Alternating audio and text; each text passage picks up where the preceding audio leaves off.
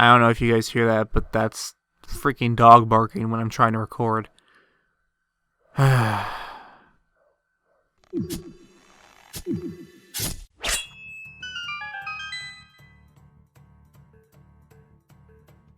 As you might already know, Breath of the Wild has a lot of side quests. The great thing about side quests in games is that the player doesn't necessarily feel forced to do them, and it is completely up to whether the player wants to complete them or not. While many people complete these optional quests for the rewards, sometimes the reward is the journey itself. While I found myself overall slightly disappointed with the side quests in the game, there were some very memorable ones.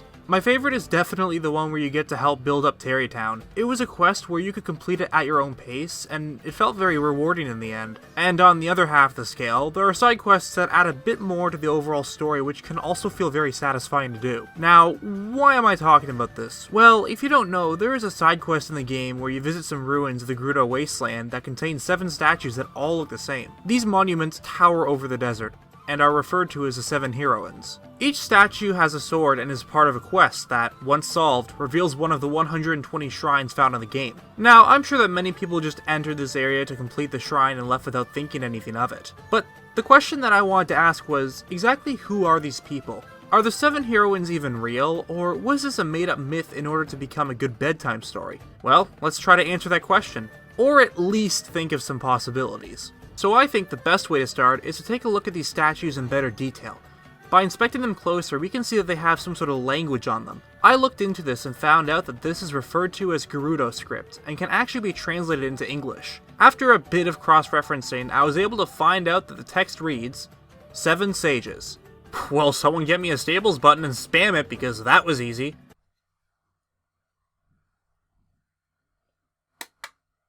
That was easy. That was easy. That was easy. That was easy. That was easy. All jokes aside, the very first group of people I could relate these statues to is the 7 sages from Ocarina of Time. This includes Darunia, Impa, Naburo, Princess Ruto, Rauru, and Saria. You guys are probably thinking, well, that's 6. What about the 7th?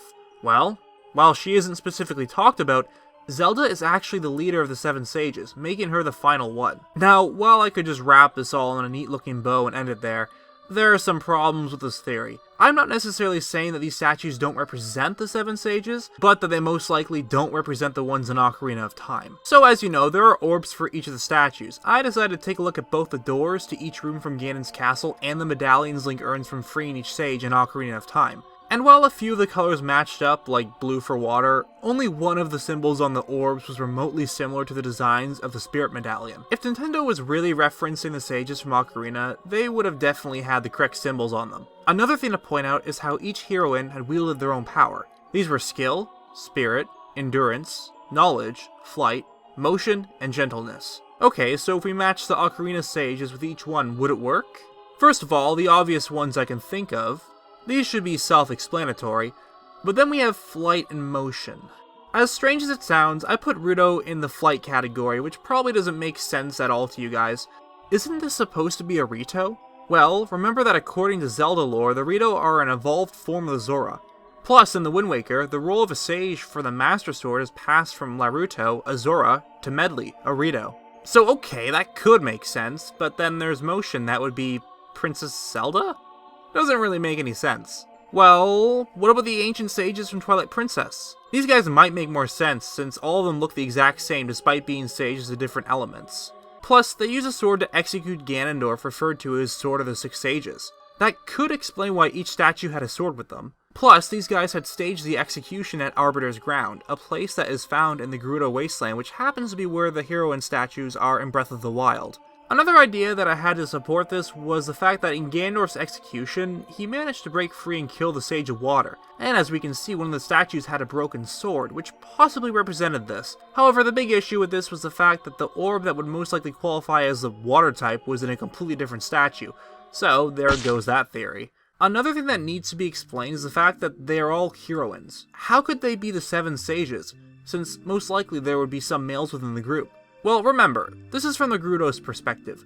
they tend to consider themselves strong and brave, while men are looked upon as weak. So it wouldn't be surprising if over the years they slightly changed it from the sages to the heroines. Speaking of heroines, however, there is a group of women known as the Seven Maidens. These guys are found in A Link to the Past and Four Swords. The group consists of young women who are descendants of the Seven Wise Men, a group of elderly sages. The main problem with this is that each maiden is referred to by their color, and once again, that doesn't match all the colors of the orbs. And they don't appear to represent any unique powers mentioned, such as flight and motion. Okay, so how about we step away from the sages for a moment and look at this from a different angle. Since the 7 heroines are considered to be protectors of the Gerudo, it is possible that this is simply a select group of Gerudo warriors that were tasked with protecting the people. And this theory is made much stronger with the fact that you receive Urbosa's weapon after taking back Naburus, which is called Scimitar of the Seven. Could Urbosa have been a part of this group? Is it possible that it consisted of not just Gerudo, but other races as well? It is also possible that the sword was made after the tale of the 7 heroines. Now, here's another possibility regarding the statues. Going back to the sage idea, what if the 7 heroines are 7 different generations of the Gerudo sage? That way, all of them would be female, and it would make sense that all of them had single-handed swords, since that is the preferred weapon. Who knows? It could be possible for all we know.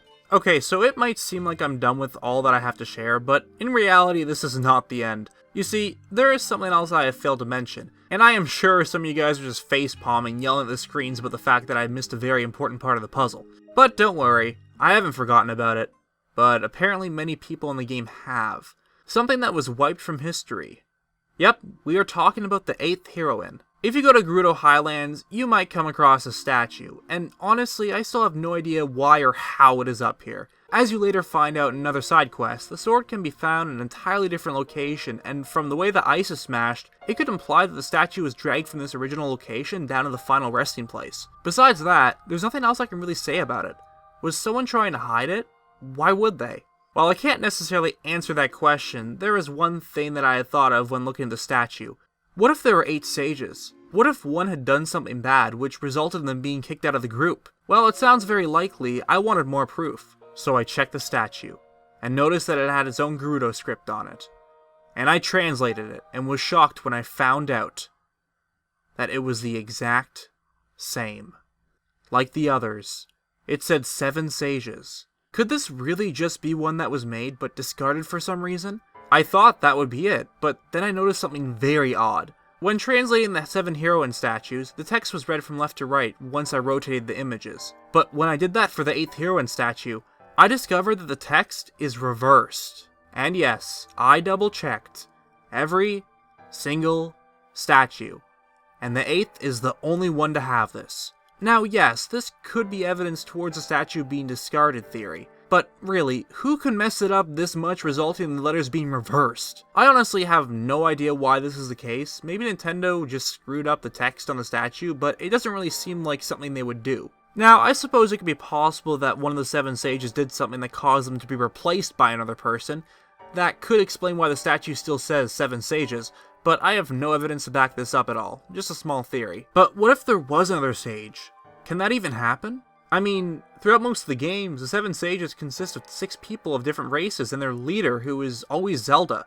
Well, after some looking, there actually is. In The Legend of Zelda: A Link Between Worlds, Yuga is the antagonist and goes out of his way to capture all the sages as well as Zelda in order to revive Ganon. And if you take a look at the number of paintings, you can clearly see that unlike the other games, there are a total of 8 sages. While this doesn't confirm that these are the ones the 8 heroines are representing, it shows that yes, you can have more than 7 sages. And plus, in A Link Between Worlds, 6 of them are Hylian. The only others are Ashika and Zora. So this means that it might be possible to have a group of Gerudos as sages. Okay, so I've been throwing a lot of possibilities out there for this video, and you might be wondering why I would do that if I already have the answer. But the truth is, I don't know. There are so many different theories that have evidence, but at the same time have plot holes that can't be filled. With all that I've covered in this video, there is a chance that these heroines could just be referring to sages that we haven't seen yet. And even though the theory of an 8th sage is plausible, the statues all specifically say the 7 sages. So who knows? It was at least an interesting topic to cover. But I guess we'll just have to wait and see if more evidence will come our way in the future. Oh, I'm sorry. Did you seriously think I was actually done? I mean, at this point, it shouldn't surprise you since I kinda do this often in my videos. You see, there is one more thing I didn't mention, and it is the one piece of evidence that suddenly changed my viewpoint on everything. and it can be found in the Yiga clan hideout. Wow, kind of funny these guys come up again just after I made a theory about them. So, remember when you first entered the hideout and came across the room surrounded by statues? Looks very familiar. Let's see. 1, 2, 3, 4, 5, 6, 7, 8. 8 statues overall. Wait a minute. 8 statues? No. If the 8th heroine really was a mistake, then why does the Yiga clan have 8 of the same type of statue in their base? They even have the same look and each holds a sword in their hands.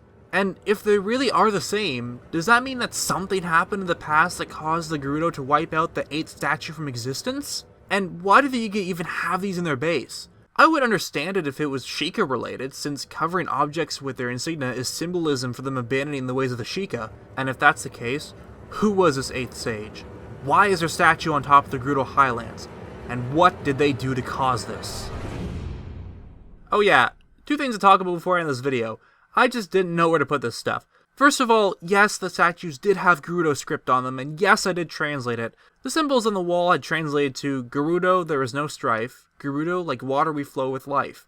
And on the one of the sword, it said, Gerudo, an unblemished desert flow. Looking at other scripts in the throne room, I can assume that the last word was flower. No idea what this means, but I still thought it was interesting. Another thing, it is possible that the whole 8th heroine thing was just a cover-up in order to hide something. Look at the way it sits in front of this cliff. Maybe it's hiding some sort of dungeon? And look at how there is some sort of path to that area, as if it leads to somewhere important.